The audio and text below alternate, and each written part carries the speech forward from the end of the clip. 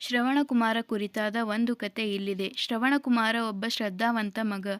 ತನ್ನ ಕುರುಡು ಹೆತ್ತವರೊಂದಿಗೆ ಒಂದು ಸಣ್ಣ ಹಳ್ಳಿಯಲ್ಲಿ ವಾಸಿಸುತ್ತಿದ್ದನು. ಒಂದು ದಿನ ಅವರು ತೀರ್ಥಯಾತ್ರೆಗೆ ಹೋಗುವ ಬಯಕೆಯನ್ನು ವ್ಯಕ್ತಪಡಿಸಿದರು. ಅವರ ಆಶೆಯನ್ನು ಈಡೇರಿಸಲು ನಿರ್ಧರಿಸಿದ ಶ್ರವಣ ಬಿದಿರಿನ ತಕ್ಕಡಿಯನ್ನು ನಿರ್ಮಿಸಿ ತಮ್ಮ ಪ್ರಯಾಣವನ್ನು ಪ್ರಾರಂಭಿಸಿದರು. ಅವರ ಪ್ರಯಾಣದ ವೇಳೆ ಹೆತ್ತವರನ್ನು ತನ್ನ ಹೆಗಲ ಮೇಲೆ ಹೊತ್ತುಕೊಂಡು ಹಲವಾರು ಸವಾಲುಗಳನ್ನು ಎದುರಿಸುತ್ತಿದ್ದನು. ಅವರ ತೀರ್ಥಯಾತ್ರೆಯ ಸಮಯದಲ್ಲಿ ಅವರು ಗಂಗಾ ನದಿಯನ್ನು ತಲುಪಿದರು. ಅಲ್ಲಿ ಜಿಂಕೆಗಳನ್ನು ಬೇಟೆಯಾಡುತ್ತಿದ್ದ ದಶರಥ ರಾಜನಿಂದ ಆಕಸ್ಮಿಕವಾಗಿ ಶ್ರವಣನಿಗೆ ಗುಂಡು ಹಾರಿಸಲಾಯಿತು. ಶ್ರಾವಣ ಸಾಯುತ್ತಿರುವಾಗ ಹೀಗೆ ಹೇಳಿದನು: ನನ್ನ ತಂದೆ ಮತ್ತು ತಾಯಿ ನಾನು ನೀರು ತರುವೆನೆಂದು ಕಾಯುತ್ತಿದ್ದಾರೆ, ಅವರ ಬಾಯಾರಿಕೆಯನ್ನು ನೀಗಿಸಿ ಎಂದು ರಾಜನನ್ನು ಕೇಳಿಕೊಂಡನು.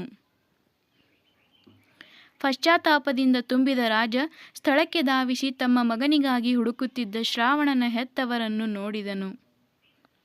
ರಾಜನು ನಡೆದ ಘಟನೆಯನ್ನು ವಿವರಿಸಿದನು ಮತ್ತು ಅವರಿಗೆ ಯಾವುದೇ ರೀತಿಯಲ್ಲಿ ಸಹಾಯ ಮಾಡಲು ಮುಂದಾದನು. ದುಃಖದಿಂದ ಮುಳುಗಿದ ಶ್ರವಣನ ತಂದೆ ರಾಜನನ್ನು ಶ್ರವಣ ಮಲಗಿರುವ ಸ್ಥಳಕ್ಕೆ ಕರೆದುಕೊಂಡು ಹೋಗುವಂತೆ ಕೇಳಿದರು. ಅವರು ಸ್ಥಳವನ್ನು ತಲುಪಿದ ನಂತರ ಶ್ರವಣನ ತಾಯಿ ನೋಡಲು ಸಾಧ್ಯವಾಗಲಿಲ್ಲ. ಶ್ರವಣನನ್ನು ಹತ್ತಿರಕ್ಕೆ ತರಲು ರಾಜನನ್ನು ಕೇಳಿದಳು. ಆದ್ದರಿಂದ ಅವಳು ಅವನನ್ನು ಕೊನೆಯ ಬಾರಿಗೆ ತಬ್ಬಿಕೊಳ್ಳಬಹುದು ಎಂದು. ಪಶ್ಚಾತ್ತಾಪದಿಂದ ತುಂಬಿದ ರಾಜನು ಶ್ರಾವಣನ ದೇಹವನ್ನು ಮೇಲಕ್ಕೆತ್ತಿ ತನ್ನ ತಾಯಿಯ ಮಡಿಲಲ್ಲಿಟ್ಟನು. ಶ್ರಾವಣನ ತಂದೆ ತಾಯಿ ತಮ್ಮ ಭಕ್ತ ಮಗನನ್ನು ಕಳೆದುಕೊಂಡು ದುಃಖಿಸುತ್ತಾ, ನಿನ್ನ ಮಗನನ್ನು ಕಳೆದುಕೊಂಡು ನೀನೂ ಅನುಭವಿಸಲಿ ಎಂದು ರಾಜನನ್ನು ಶಪಿಸಿದರು.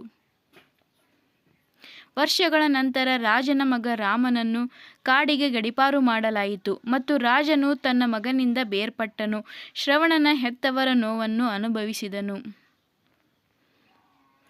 ಈ ಕಥೆಯು ಪುತ್ರಭಕ್ತಿಯ ಮೌಲ್ಯಗಳು, ಜವಾಬ್ದಾರಿ ಮತ್ತು ಒಬ್ಬರ ಕ್ರಿಯೆಗಳ ಪರಿಣಾಮಗಳನ್ನು ಎತ್ತಿ ತೋರಿಸುತ್ತದೆ. Thank you.